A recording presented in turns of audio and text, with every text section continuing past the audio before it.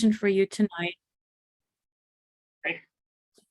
God, hold on just 1 second. I was asked to put together a little presentation with the subject of membership through a DEI lens, and I thought transcription enabled.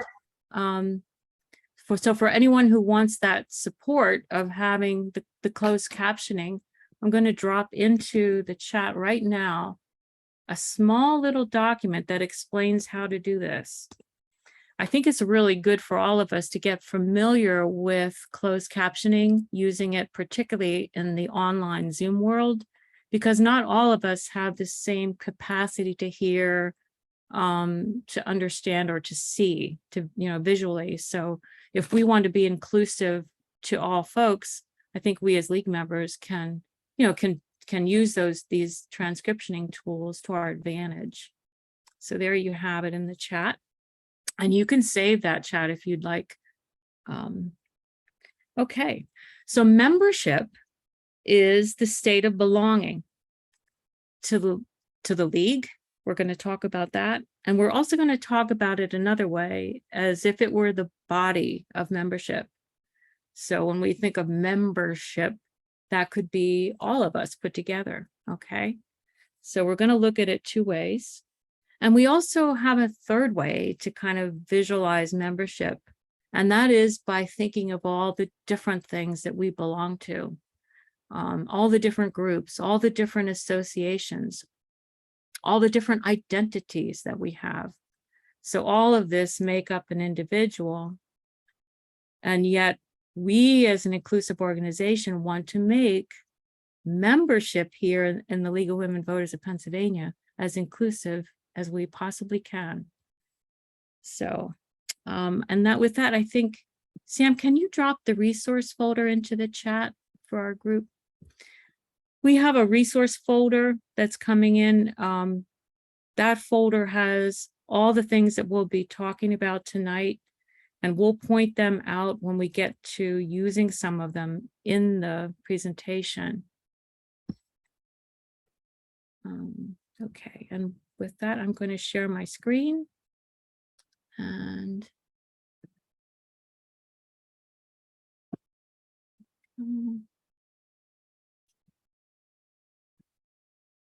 all right, so I have a few slides to show you just to get started.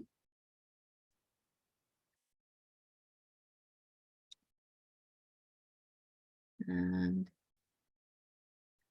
okay, so membership through a DEI lens. And you can see that we are out registering voters. Votes 411. We do it throughout the country. We do it in schools, in churches, in parking lots even. So here we are in the middle of what we actually do. Okay. Let me just move this away so I can go forward. I'm going to start with the land acknowledgement. Colonial Pennsylvania boundaries, as you can see, our keystone, were first drawn in 1681 over original nations' land. So we in Pennsylvania acknowledge the land ownership of original peoples, honoring the Haudenosaunee Confederacy and naming the great nations, the Erie, the Iroquois, the Munsee, Delaware, the Shawnee and Ohio Valley tribes, the Susquehannock, and the Lenape. We honor all original nations of the past and those living among us today.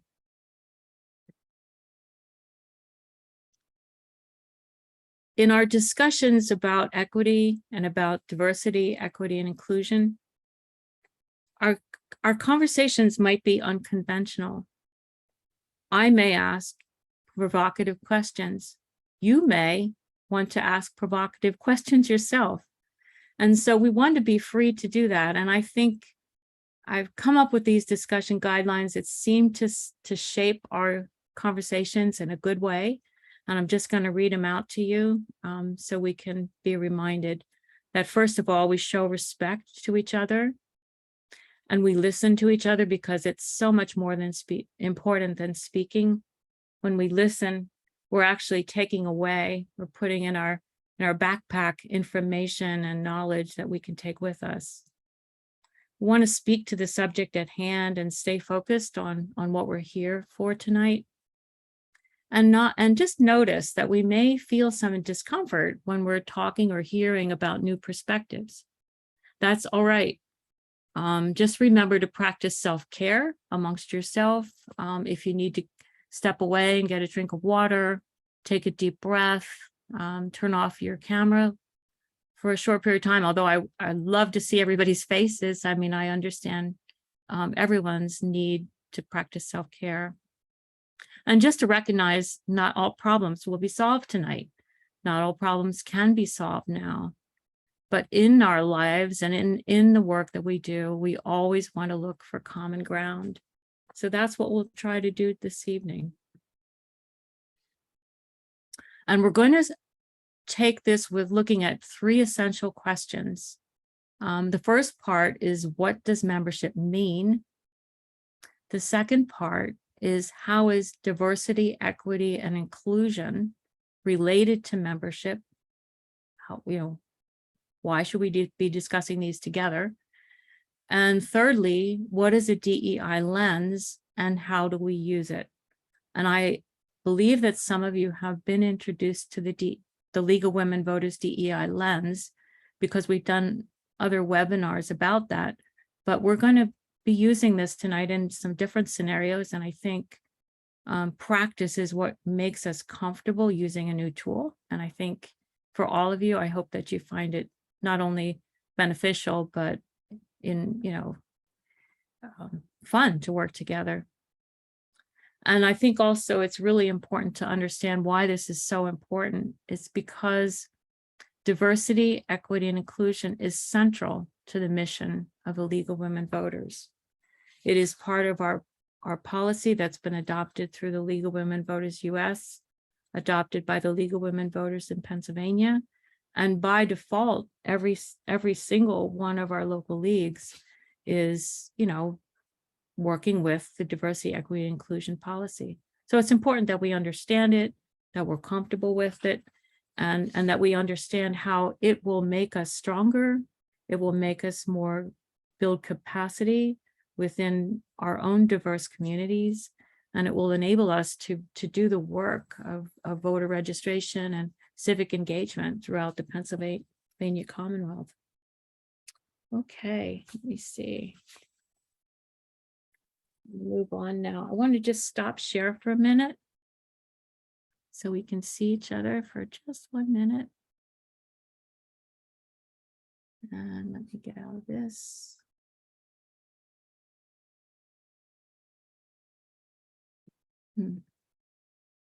There we go. Okay. Get myself back. Dealing with one little screen is sometimes challenging, and I apologize with that. So we're going to start with just a little icebreaker. We're not going to spend a whole lot of time with this, but I just think it's really good to just sort of check in a little bit tonight. So what I'm going to ask for the icebreaker is just for each of us, popcorn style, to just name one word for how you're feeling tonight. So we're all over Pennsylvania tonight. Some of us are in the middle of a storm. Some of us might be in the heat wave. So I'm going to just start it I'll start it and then I'll call on someone else, and that someone else can call on a third person until we've all come around. That's popcorn style. So I'm going to start out saying, I feel very relieved today because we've been painting our kitchen and we're done with it. So with that, relieved, I'm going to pass it to Jillian Norris Santo.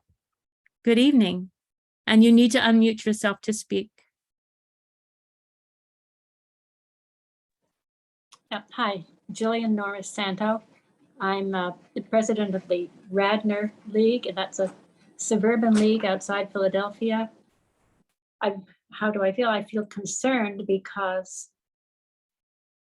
in over a year of trying, we have not been able to really bring in members who are different. It just happens to be by just so happens to be an affluent suburban community, pretty much white, you might, or whatever term you want to use, but it's more the sort of socioeconomic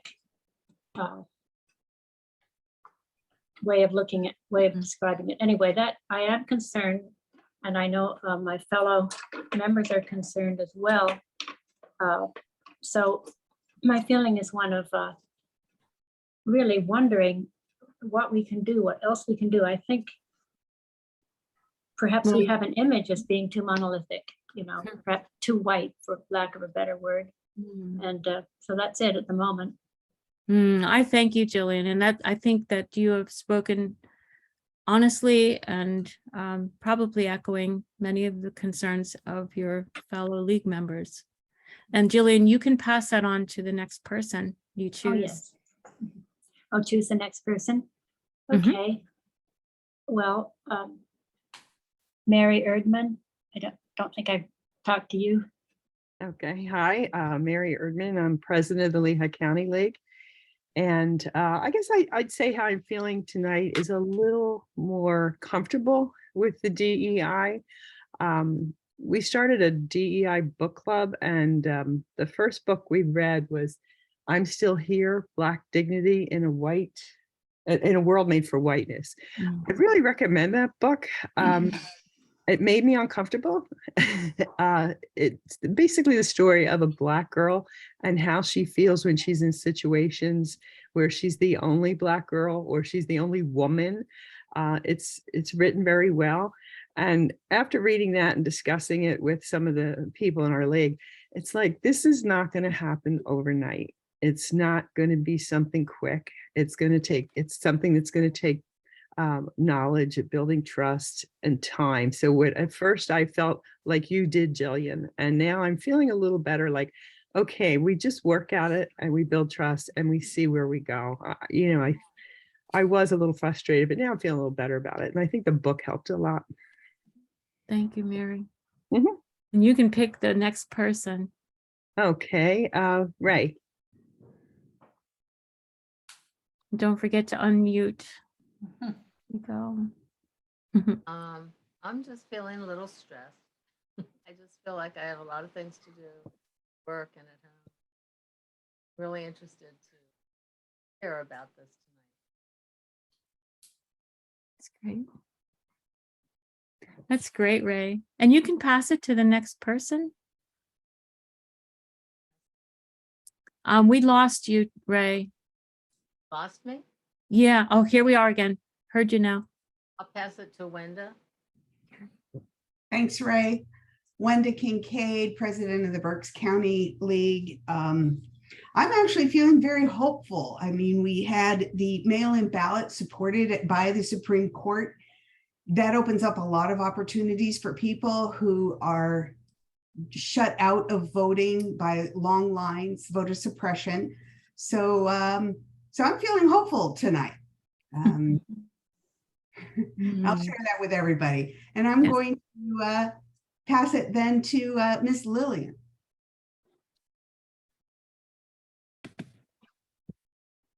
Lillian. Let's see. Lillian, I think you're frozen. And unmute. And unmute. If you unmute. I've unmuted, Okay, I can hear you. but there's a delay that's very troublesome on my site. And that's one reason why I thought for most of this tonight, I would just turn my image off. That's okay.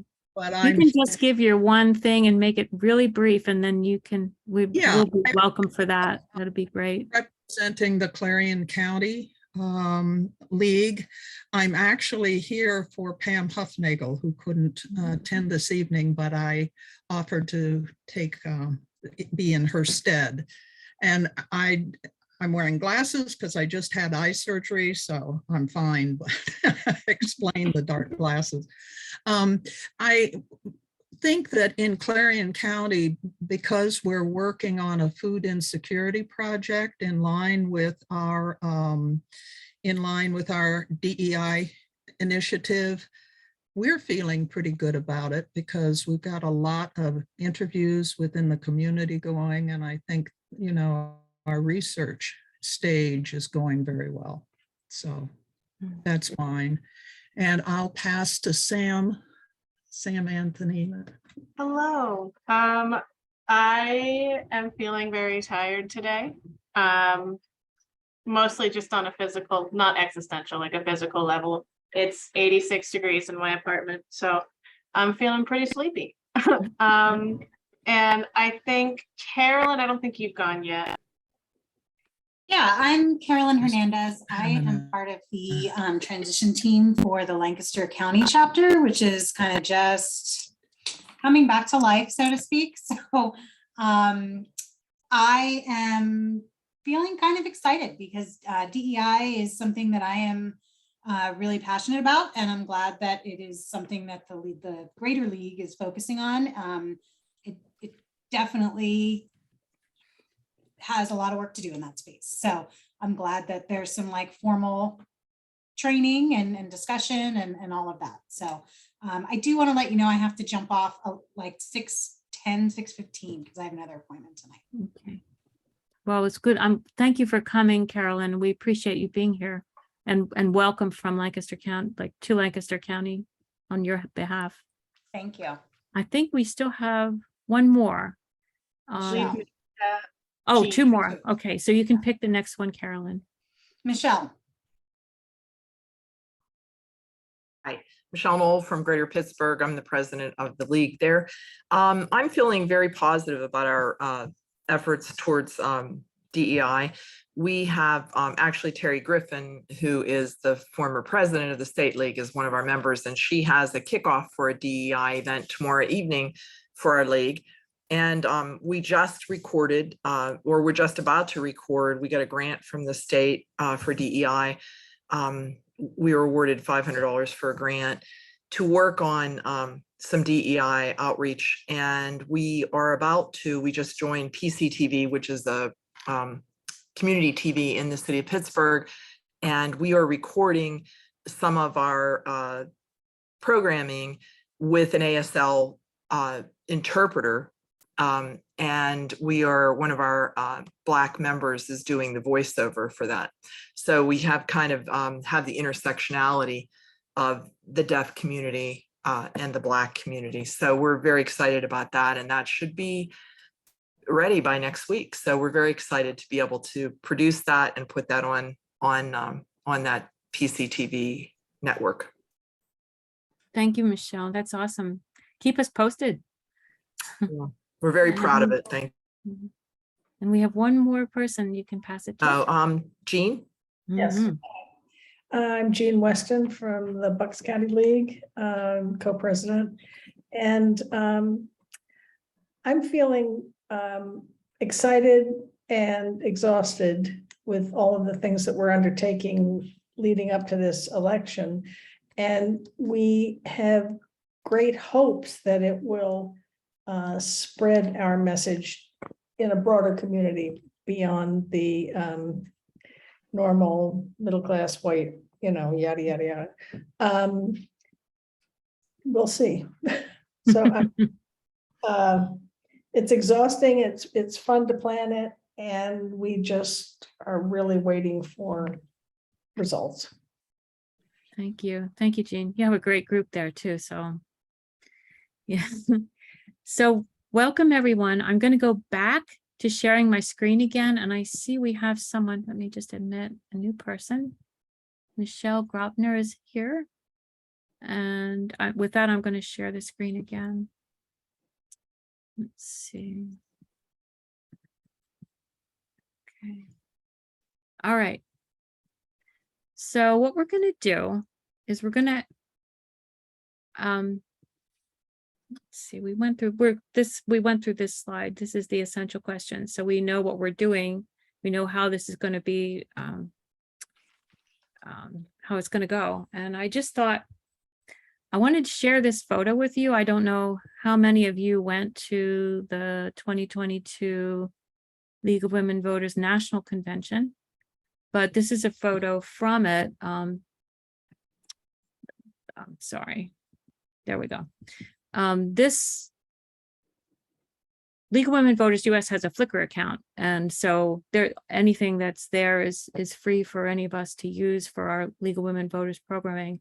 And I thought this image was really interesting and kind of fun. And I thought, I'll just put this out here because it kind of speaks to membership in a way. And I thought, I'm going to ask you just what emotions do you think that people are showing when you look at this photo? You can just shout it out, anything that you think of. And we won't spend a lot of time on it, but I'm curious to Excited. know what you think. I'm sorry, I'm going to be quiet and go ahead and say it again. They're having fun. Yes. Yeah, and it looks like it's exciting and positive. Yeah. Look happy. Yeah. Enthusiasm. Yeah. Great. And then the other question I have is, for what do you feel as you look at this photo? And I know you're all league members, so what's your feeling about this? You know, what's the emotion coming off to you from looking at this photo? My feeling is this is not my league. I wish it were, but it's not. Wow. It would be nice. I mean, I think it may be nationally our league, but it's not the Bucks County League yet. I like that they're mostly young because the majority of our members are older. So, Right. I noticed do you see the little one in the Little center? tiny, yeah. Low. I was going to ask you if you think they're all members or not, because I don't know, she might be the daughter of a member, but that's interesting. And I'm just going to let us all sit with that, because I think that's, not only do I appreciate your candor and the fact that it's genuine, the fact that you're really searching for, a way to build diversity in your league. I think it's also reassuring to know that we can have a league in which there is a lot of diversity, there is a lot of difference, and we can come together, to work on this common goal, which is democracy. So thank you, and kudos to you for being honest and candid and with candor. Okay, I'm going to go on to the next slide. So to think about what membership means, in the very beginning, I said we want to look at it two ways. And one of them is the state of belonging in an organization. So we want to take a deep look at our organization, what that state of belongingness really is. And then the other part of the definition, or the other way to look at membership, is to look at membership itself. And that is composed of all the people who belong to it. And I think really just sort of taking a look at those two definitions, you can understand why diversity is so important, why it's so important that we have that collection of different viewpoints, because everybody has a different experience as a member individually, and yet together, we're the ones who create the membership. Okay. And the other thing I wanted to say is the first state describes all of the privileges, all of the responsibilities, everything that you as an individual experience as a member.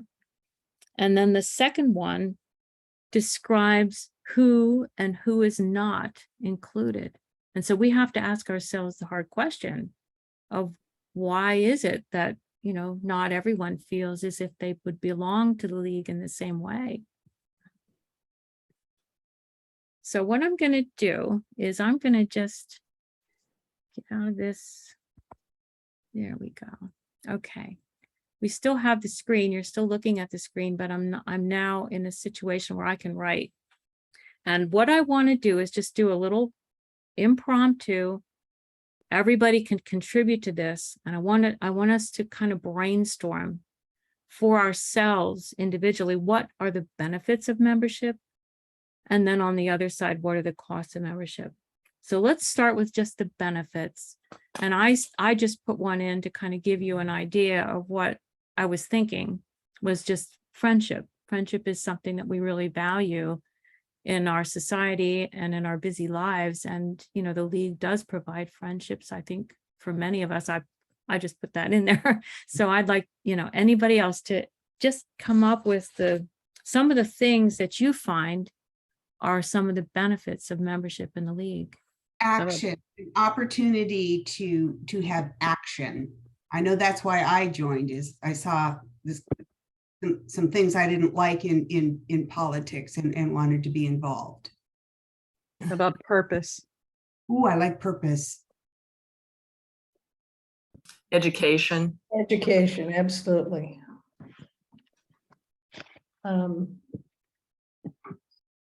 Advocacy.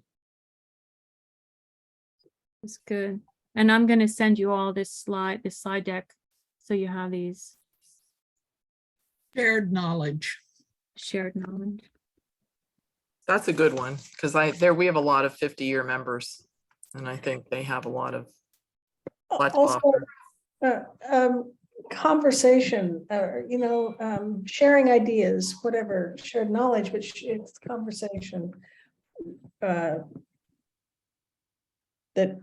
sort of helps us understand what's happening. It's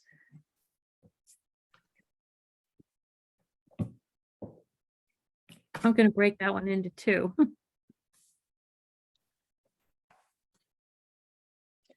And would you say that's politically or just in general? I guess with all kinds of civic it's things. politically, but I also think a lot of this understanding is understanding different perspectives as well. This isn't so much anymore because we're so polarized, but that's certainly what I joined the league for 127 years ago. Mm-hmm. Thank you. That's really important. Okay, I know there's more reasons, so just shout them out. Anything that's in your mind, that's coming to your mind. Reputation. Good one.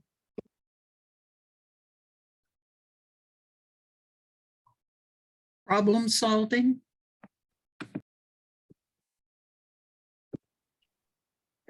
Having a voice. Excellent. But making a difference in people's lives. Oops. You know, I feel shallow bringing it up, but we have a lot of fun. That's not shallow. I think that's essential. Okay, well, I know, and I accidentally on purpose made it capital. How about that? How about opportunities for mentoring or being mentored? What do you think about that? Okay. Yeah, I mean, I think the education up above is a two-way street. Mm-hmm. I mean, education isn't that's a benefit for us, but it's also a benefit to others. Mm-hmm. Mm-hmm. Because sometimes I think we join to learn, but we also join to give, to be able to share our knowledge as well, I think. Yeah. What about responsibility, about the opportunity that responsibility gives you as a leadership role? Is that something that resonates at all? Not sure. Okay. But I think a lot of people do find opportunity by going and taking a leadership role in a nonprofit. It can actually advance your career. It can, give you breadth and depth, teach you skills of leadership that you might not be able to get other places. How about history and tradition? Okay.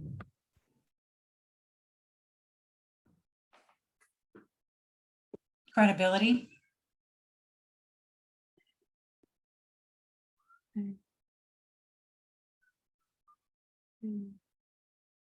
How about networking in the community?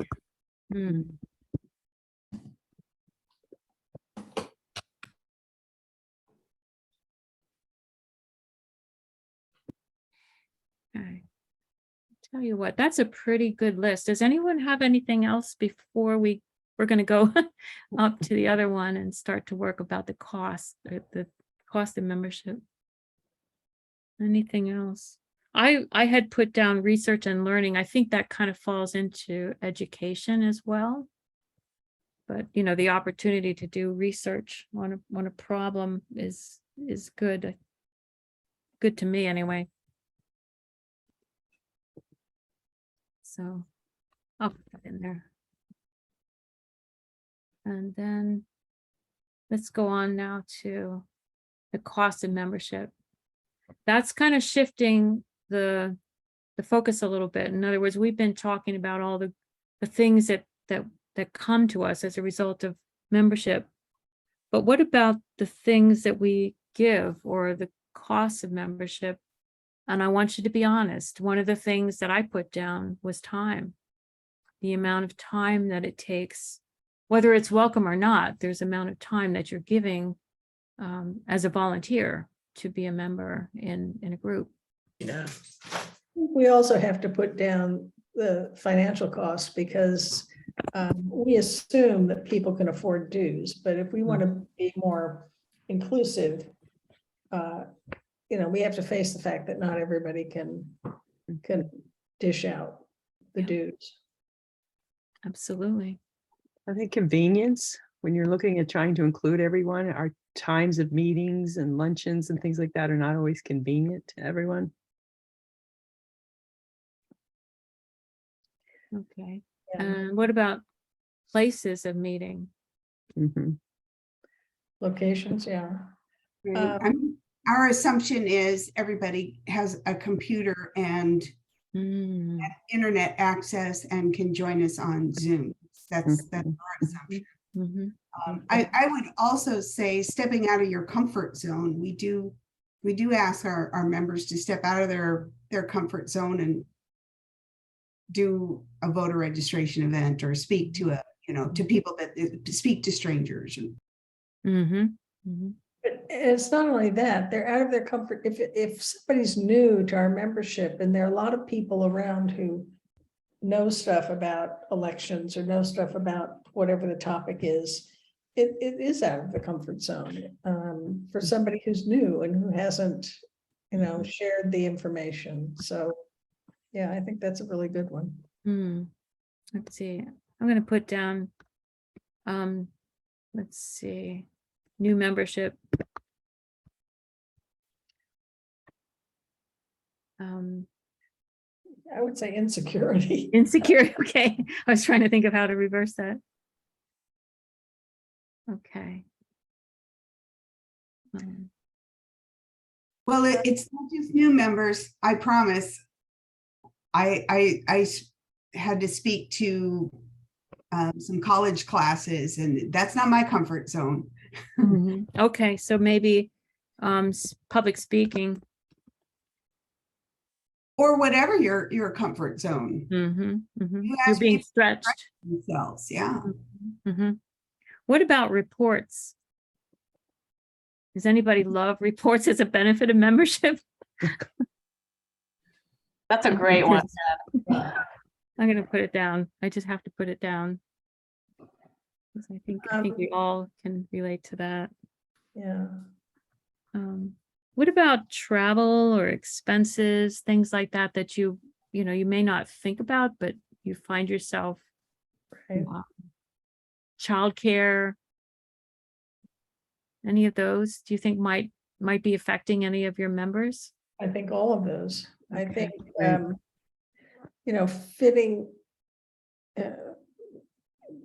fitting the work, volunteer, family, Mm. Jobs. job, yeah. Mhm. It's just, Mhm. it really is a problem. I mean, back when I joined, we were all stay-at-home moms and we had babysitting units, Mhm. groups that just, Mhm. Great. I think one cost of membership is also remaining nonpartisan. It's very hard. I mean, mentally, it can be very tearing when you have an opinion on something and you strive to remain nonpartisan to make sure everybody has responsibility. There's a cost to it. That is a problem. Yeah, and I mean, remaining nonpartisan and yeah, never mind. Yeah. Nonpartisan and cheerful about it and making sure everybody understands that is bedrock. We don't, you know, Mhm, step mhm. around that. We don't find ways to skirt that, you know. Well, actually, I take a little difference with that because our members can be as partisan as they want. We have members who are legislators. They can be as partisan as they want. It's just the president, the head of voter services, you know, certain people can't be partisan, but our Well, I members, mean, we making sure encourage them. none of our pamphlets or anything verge on partisanship. When you're trying to do candidates forums, making sure you have policy in place so that you can't Exactly. be accused of partisanship. That takes effort it takes effort to get there. Absolutely. Yeah, and even among the members, if they are participating in voter registration, they are registering everyone who comes forward, and that's something that the league does. So it is, you're right, it is, if you're They're very all partisan, talented. it would be a stretch. Exactly. I mean, this is an issue our league has really worked on. We have times when everybody, no matter who they are, has to be completely nonpartisan, whatever, you know, if they are involved in a voter service activity. But that does not mean they cannot be active in their political party. It does not mean that they cannot be, unless it's the president or the head of voter services or the, you know, there's certain ones that we have identified. I think it's It's I great. think it's knowing the difference between nonpartisanship and political sense. The way someone had explained it to me years ago is that we are nonpartisan, yet we are political in that we support our mission. And when things happen that go against our mission, we do speak out. And I thought that was a really clear understanding for me years ago, that we are nonpartisan in supporting candidates, but we are not non-political, obviously. Mhm. Yeah, And I I think that's something to explain to new members to try to get them to grasp that idea. So that's something we have to keep in mind as leaders, that we understand the difference between being political and being nonpartisan. Yeah. And we are political in that we support issues. Right.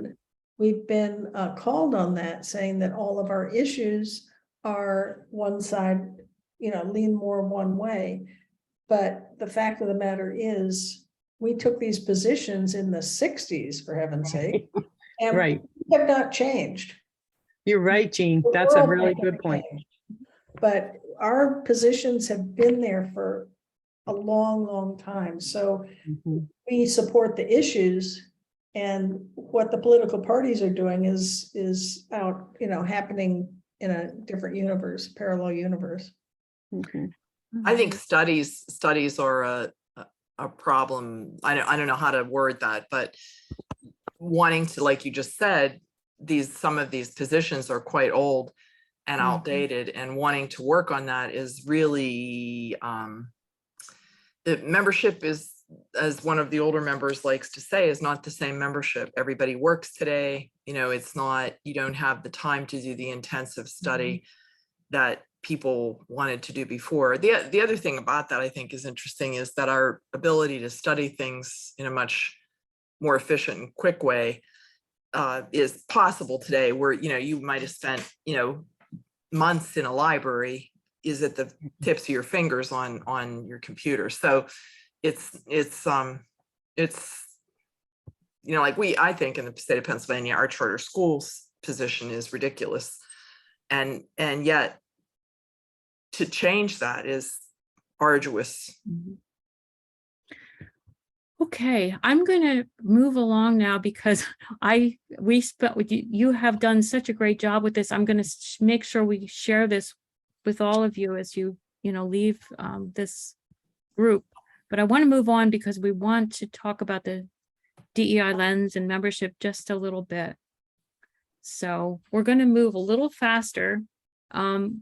we're going to talk about what inclusive membership is. And what we're going to do is take a look at some situations that might arise or may have arisen or may arise in the future.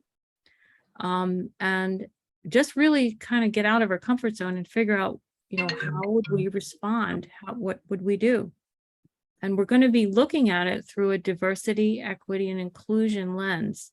So looking at the diversity, equity, inclusion policy, all the programs, everything that we do to embrace a culture of belonging is part of what we're learning how to do within our membership right now, regardless of who, how diverse or how monolithic our membership might be. We're working on this right now. We're not waiting. We're working on understanding what this really means and how to put it into practice.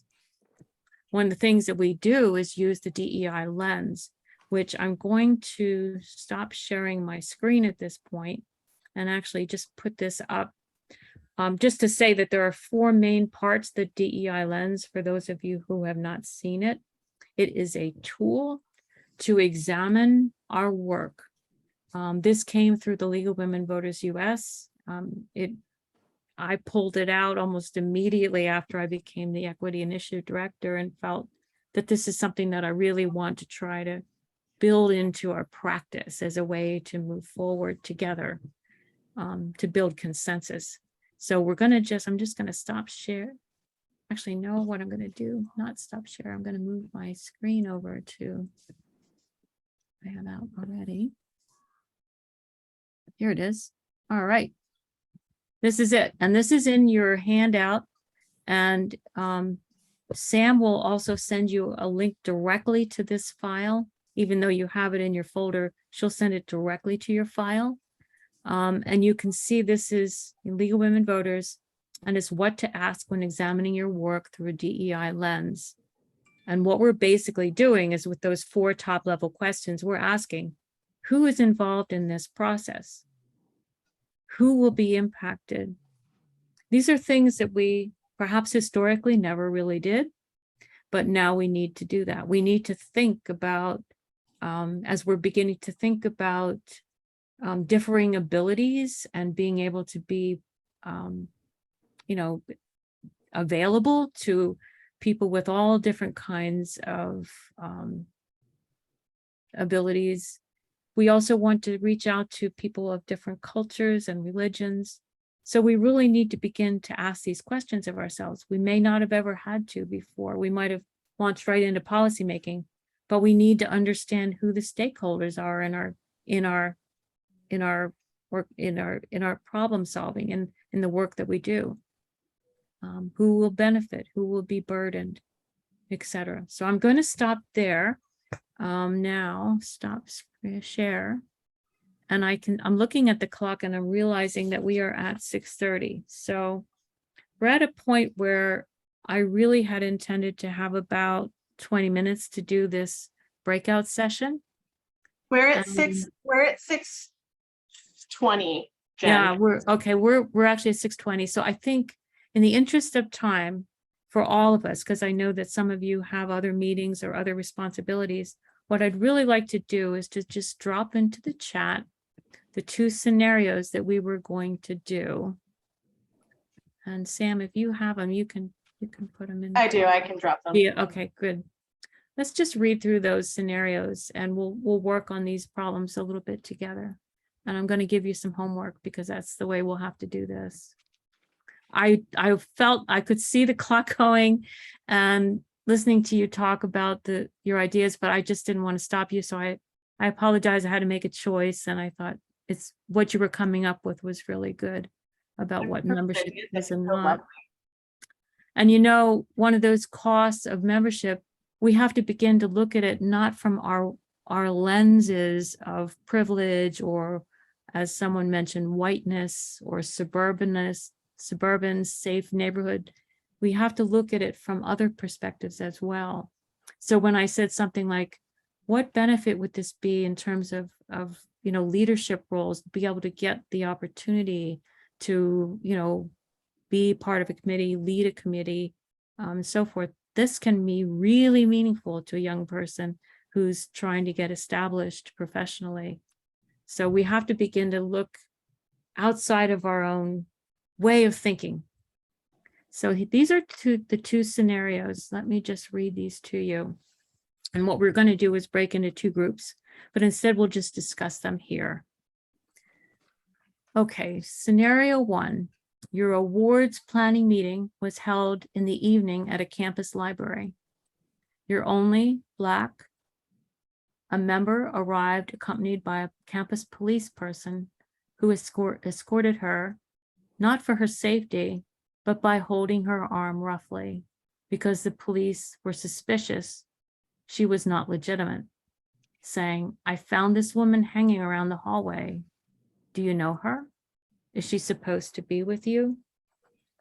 And so what I want you to do is just take a moment of quiet and silence, and just sort of think about how you feel personally about something like that happening. And you were present in the meeting, perhaps, and you as a president would be present as the president too, in a leadership role. Think about how you feel. And then think about how the African-American woman might have felt othered, might have felt any number of things. I want you to think about the range of emotions that she may have felt: disgusted, angry.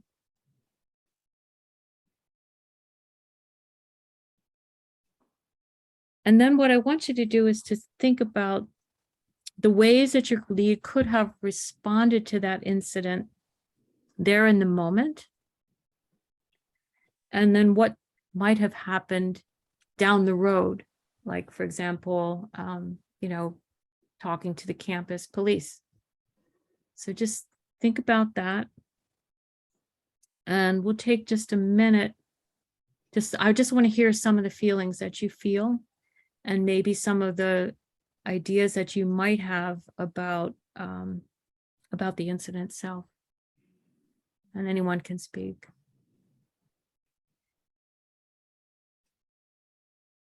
I feel disappointed and saddened and upset. And one way I might have responded in my former life, I was a therapist, a developmental therapist to work with young children with delays and disabilities. And when you have a child who is, say, a biter in a preschool classroom, a lot of people pay attention to the biter as opposed to the victim. Mm-hmm. And so that child is getting all the attention. And I think that I would try and focus all my attention, and that would be my instinct anyway, on our member. Mm-hmm. By hugging that person, Mm-hmm. acknowledging that person, asking if that person was all right. And in the moment, ignoring the police or the campus police, because he's the biter in this case, and she's the one who's been bitten, and it's a pretty effective method with children, and this is a pretty childish response. Mm-hmm. Thank you, Michelle. And I want to just ask, show of hands, or how many did that resonate with you, what Michelle said? Mm-hmm. Mm-hmm. Mm-hmm. Yep. Right in the moment. Absolutely. My first reaction would be anger with the policeman, Mm-hmm. but also horror for the embarrassment for the victim. Mm-hmm. Because here she is in a group that she may not feel comfortable with anyway. And this attention, I think, in an after thing, doing everything possible to make her feel welcome and comfortable in the group so that this incident doesn't spoil everything. Yeah. Which I think is pretty much what Michelle was saying. Yes, I think it was. And I want to say to you, as we embark into this non-comfort zone of building a diverse world, there are many road landmines, lots and lots. I really think that we as a group of people need to think about ourselves as a support network and that we can learn from each other. Each of us brings, you think about diversity, but each of us are bringing different skill sets here. And Michelle mentioned that she has worked with, children, and her experience has, made her see that. So we have to recognize and honor in each other these skill sets that we can share in terms of responding. And I apologize again that we should spend a half an hour on this, and I'll be more than happy to do this, come back and do this again and spend the amount of time that it deserves. But instead, I want to honor scenario 2, because this will be food for thought for you, and you will be able to work on this in your own leagues, at home with your leadership teams, put together a discussion session yourself. So scenario 2, 2 young LGBT, TNC, transgender nonconforming students have stayed on at a League of Women Voters Services table at your community college. They asked to help with voter registration while they are on break from their classes. Your voter services director says, no, we have a liability insurance that prevents non-members from helping, and you have not been formally trained to do voter registration. Maybe true, but a little harsh. Later, at a member debrief, a member stated, that visitor who came to our table last week was very pretty for a transgender woman. I wonder if he did surgery to make himself really a woman.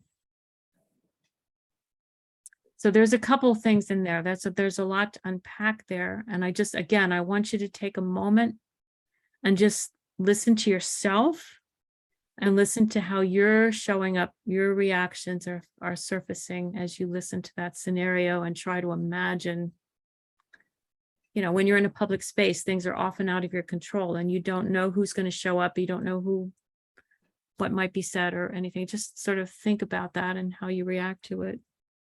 And then the other question that to ponder at that is, how do you think that those young students felt when they were told so strongly no? And the other question that goes behind that is,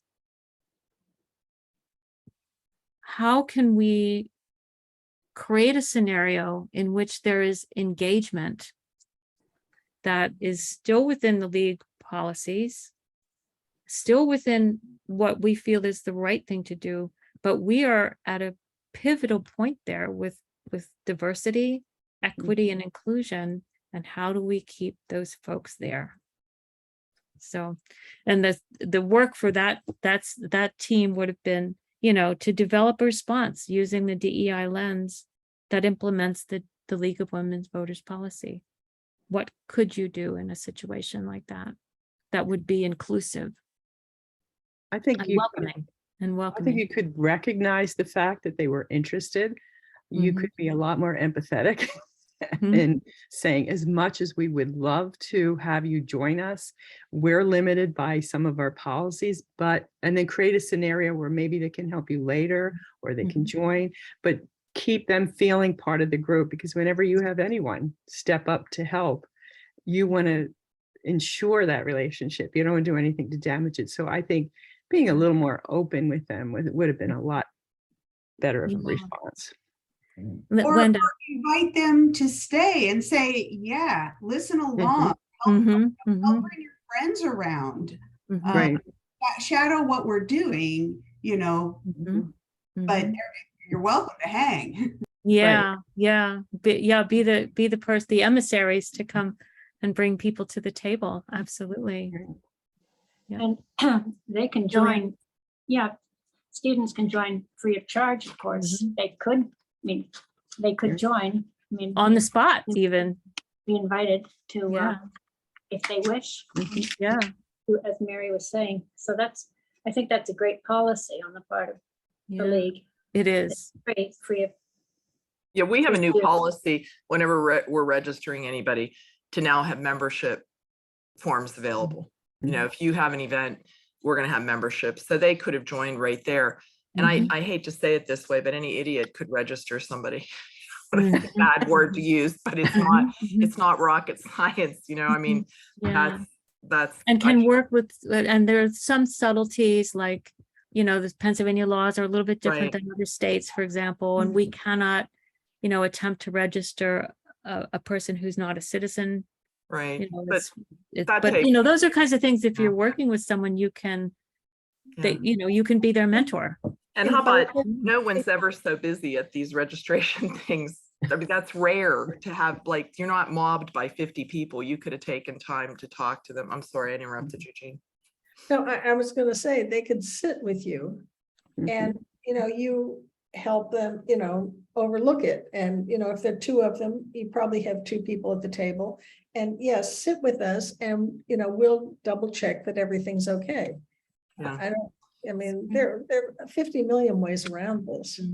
That's great. Yeah. And you could also try to do a follow-up meeting with their peer group and, talk about the league. There's so many opportunities. Just don't let those golden opportunities go. Figure out a creative way to deal with it. And then I want to just very briefly, and I don't want to run over too much, but there is a microaggression that was pretty intense that happened later.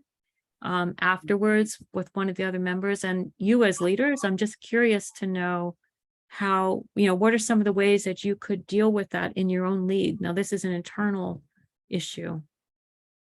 Well, if they join, then you could say they're members of this league. I mean, I think getting to know people in any way, diffuses that lack of knowledge that I think inviting people in and welcoming, and that actually is something we have been told. And Terry Griffin has discovered that a lot of our Black members, because the league has historically not been as welcoming to those members, feel like they have never been invited to join. Yeah. And you and I may say, well, nobody invited us, but we're not in the same position. That's right. We weren't marginalized by this very organization or members, and so I think having exposure to people there, everybody's a human being, and that makes all the difference is inviting people in and saying, have a seat at the table with us. And then, if that other person who was so narrow feels uncomfortable, perhaps. Right. To be misgendered is really, it's devastating for a transgender individual. And yet it happens so often. So we understand one of the responses that you might consider is to pull that person aside and explain to them, a little bit more candidly how harmful potentially that is. That's what I would do. And then I would also plan a lesson or just a discussion in which you can bring up the whole topic of microaggressions and explain how they happen, because we have unconscious bias and because we don't share the experiences of others. We overlay our own feelings and biases into our words, and we need to be able to change that. That's what's going to allow us to show up by mitigating unconscious bias in ourselves. Just, there's no reason to yell at anybody. It's just like we all have bias, but by mitigating it in ourselves, we're then able to show up for so many more individuals, and we're able to do it in a way that's respectful. Right. Even just understanding what respect is difficult sometimes. Yeah. I think discussing that unconscious bias helps to break down the stigma that's developed around these things as well. Yes. Most people, when they realize, are a little ashamed, only because they never had that discussion. They never had that knowledge or that background. And they say, oh, I never thought of it like that. And, I think that can be a real positive thing. You can make a positive out of a negative. I love that. I found that my grandchildren and my children as well are very good at calling me on these things. Particularly my granddaughter, who finds is so open to people of all kinds and all stripes. And when I'll say something that somehow falls out of my mouth without me thinking about it, she'll call me on it. And it really helps to have those reminders, because we have a lot of years of thinking one way. It takes a little while to. That's so great. And that reminds me, if anyone's been at the leadership trainings, our trainers are using the terms ouch and educate. So that's kind of what you're referring to, Jean, I believe, is just, your grandchildren are actually educating you by letting you know that that's an ouch. And I would say I've always said, calling in someone is calling someone in so that you can explain and educate them as to what actually is going on, rather than calling out and making it, harsh. There are situations where you need to do that, but whenever possible, you want to keep people engaged. You want to keep as many people moving towards diversity, equity, inclusion as possible. But thank you so much. I have already run over and I apologize for that, but you have been such a delightful group this evening and I have learned so much from you as well. That list for me is golden. So I appreciate that.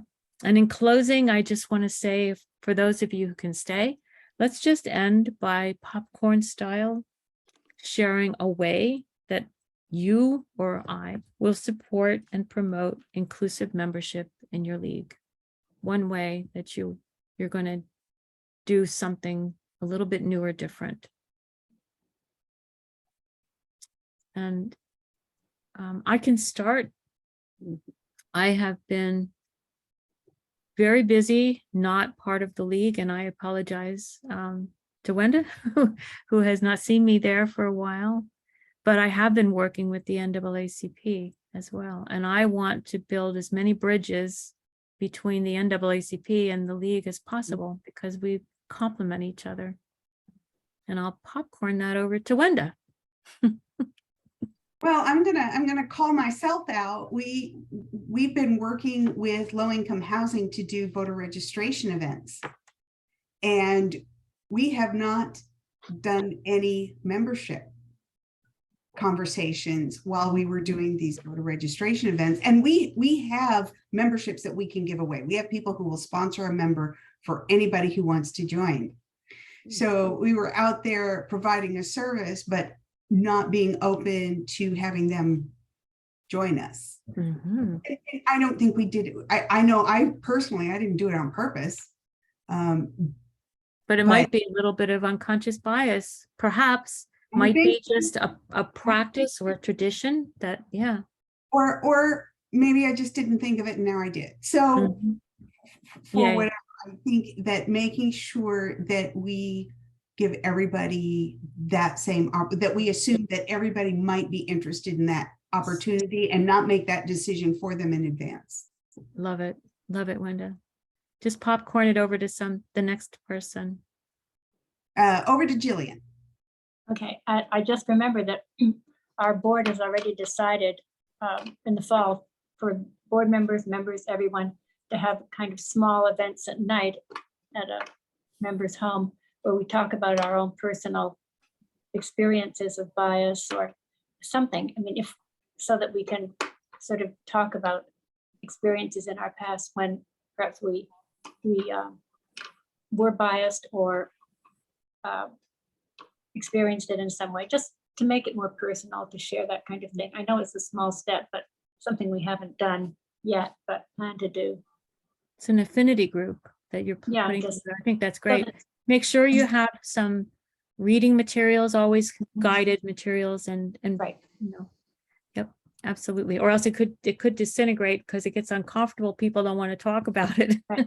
Well, there is I know what you mean. I think we have a reading group too, and we read My Broken Language, which is a memoir by a woman, a professional, very successful woman now, but her growing up in Philadelphia was rough, being her Puerto Rican mother, and a sort of hippie Caucasian dad. And she felt very much between two worlds, Spanish, English, Spanglish, you know. But anyway, it's a good book, and it's in paperback. I will take, there was another book that came up, and I will add those to our reading list on the state site. So I appreciate those. I appreciate the books that you share with me. And you can pass it, Jillian, to the next person. Oh, okay. Michelle? I was just thinking when you said you're trying to work with the NAACP, and I'm a member of the NAACP, and we're trying very hard in Pittsburgh to work with them. And we've done some things. We have a registration coming up at a picnic in a community that is been identified by the World Health Organization as a community. There are 3 communities have been designated as and I can't remember the term, but the community, it's a community that has gone for this recognition. And there are 3 communities in the Pittsburgh area that have gone for that. And this community, I just found that out after the fact of what we're going to do. And the NAACP, and we're working with Black Votes Matter, and as well as the Black Union Caucus will be working with that organization to do registration. And the friend of mine who's in the NAACP, the president, asked specifically for if we could send Black members to register. And that was an uncomfortable conversation to have with the league, you know, to say to my fellow board members that we are looking for Black members to register. Right now, we don't have anybody who's available at that time. I'm hoping that we get at least one. It's from like 10 to 3 or something. And the idea is to register people who normally would not come out to just the first Saturdays in this community, because it's mostly white. So what their goal is to try to get this to be more like an event that is really catering, that's a bad word to use, but really appealing to people of color to come out and, you know, have some barbecue and, you know, register to vote and meet some people in the community. That's great. And like, it's really, really important in everything we do that we understand that like people learn best from those who look like them. Kids learn in an environment where they see themselves.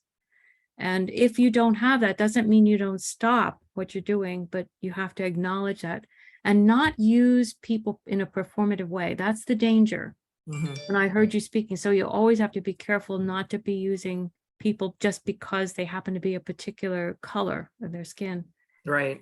One of the things that we've done, and we don't do it often enough, but we've done this in the past, is that the league and the NAACP has put their tables right next to each other at different events. So we're actually there commingling.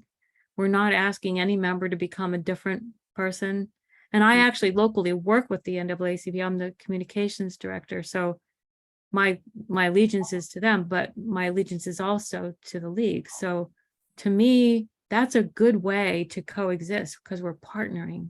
And so if you're ever in a situation like that where you just don't have the diversity yet in your group, that's a good way to develop friendships and partner. We have a little diversity, but apparently none of those people who are diverse were able to make it to this event. And people join for different reasons. Right. Yeah. That's and to true. Sort of say, That's oh, true. well, you're Black, so you get to be a voter services. Right. No, Right. no. Yeah, they might not want to do it either. Right.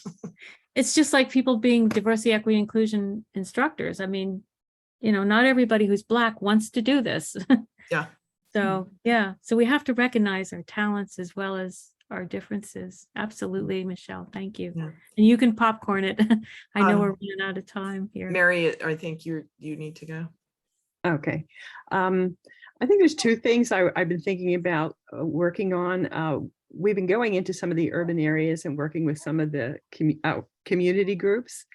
And what I'd like to do, we talked about this, is working with some of those members, hold registrations like in a Hispanic area at their bodegas, their corner stores, where everyone hangs. And that idea that they are part of our group when we try to register them, that someone who looks like them, sounds like them, we're kind of in the background as supportive. Mhm. And the other thing I'd like to do is take our book club who read this book, they said they had a great discussion, and somehow share that with our membership, because I think they learned a lot from reading that book, and it's something they could teach us all from what they read. Yeah. So two Yeah. things to work on very Love soon. it.